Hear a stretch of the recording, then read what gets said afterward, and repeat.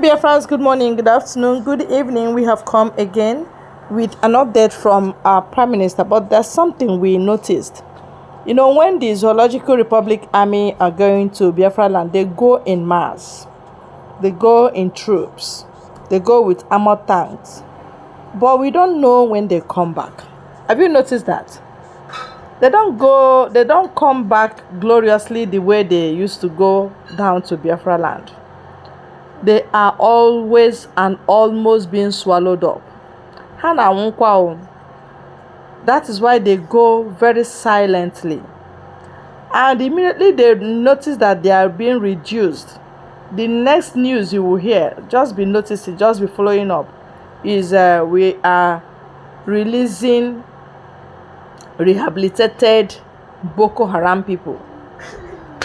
The repentant Boko Haram, that's what they will now release to make up their losses, because they don't want to reduce in number. So they are recruiting more useless and untrained hands in the name of Nigerian army, because those ones are terrorists.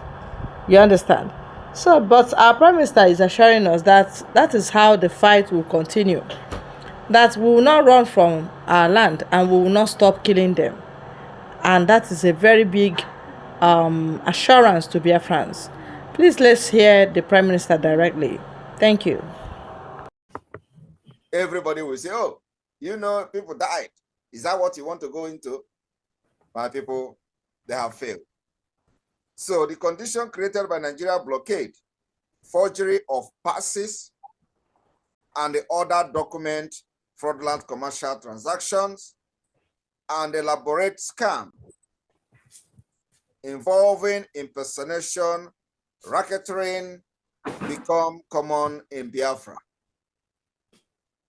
intensifying as the Biafra government ability to enforce the law diminished, using long neglected legal record from Biafra court to the tribunal and all that.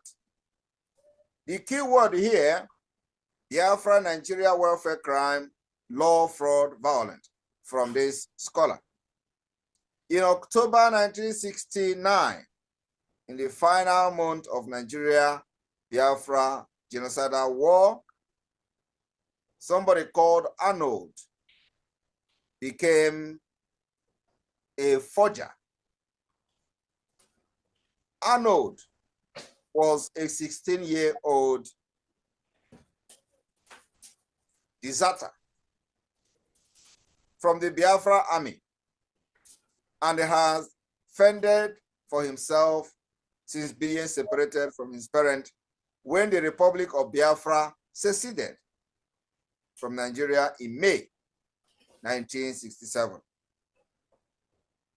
Arnold, afraid of being conscripted again by the bands of soldiers that moved throughout what remained of Biafra then, he wrote up a pass for himself, saying that he was exempt from the military duty. He soon realized that forging passes could be valuable skills. Having no other means to support himself, he began making passes for others. He stole a leaf, a sheaf of letterhead from the Akpan Enin Divisional Office of the Biafra Army,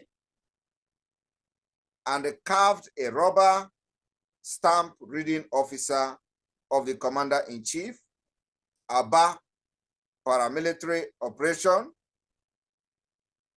One of his customers was Emmanuel Imo, a nervous young man who paid Arnold to forge a conscription exemption for him.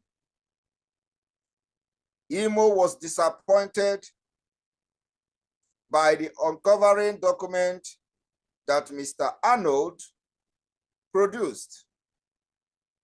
And when Arnold demanded payment from Imo, Imo complained to a policeman. Arnold tried unsuccessfully to swallow the forged passes he has already done. As he was being arrested and partially chewed those papers were presented as evidence against him in the subsequent trial. Like most people who were convicted for fraud in Biafra, Arnold had no prior criminal record. He was found guilty on charges of subversion by the Biafra court. Here was the beginning of fraud you see today. It is not just about 20 pounds given to the Biafra people, but it was a struggle to survive, that you must do everything to survive. That was the bet of what you see today. And the evil people that did this in Nigeria will always tell you, oh, they are the people pushing drug. They did it, so you go into drug pushing. They are the people committing internet scam. It was planned, so you go into internet scam to survive. And that's why there has never been any president of Nigeria, anything within Biafra territory.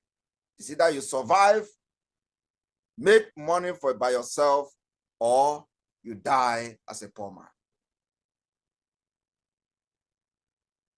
Today, when they arrest Okechukwu in Germany for drug, you will hear Okechukwu. They say, oh, these are Igbo people. They are the one into drug. They arrest Arenze in Thailand for drug pushing. They say, oh, he's facing, they first of all announce the name. His name is Arenze, Igbo. They will begin to publish it in Nigerian news media because they know these things that you don't know. The reason is for them to know that the thing they did is working. So you do not know what they have done to you and your lineage. And the only solution is Biafra. Biafra will create opportunity that Nigeria never give you. Biafra will create that particular opportunity for you as a Biafran to attain your potential and be productive to the society. Nigeria can never, until the disintegration, offer those who have served them the opportunity to attain their potential. Rather, they will create a policy that will make it difficult for you to strive as a person who have something to offer to society. You must go into crime to be able to have the opportunity to become something. Today, from the beginning, from the head to toe in Nigeria, without crime, you can't survive. From the president who went to school as a woman, graduated as a man from America, to the vice president who is not a Nigerian,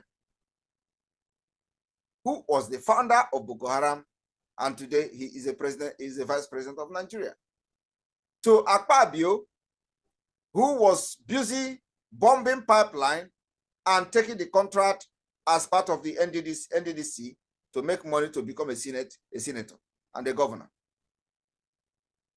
Today, he is the Senate president. And what is happening there? Fraud. Nigeria is a fraudulent country, terrorist country. They pad budget.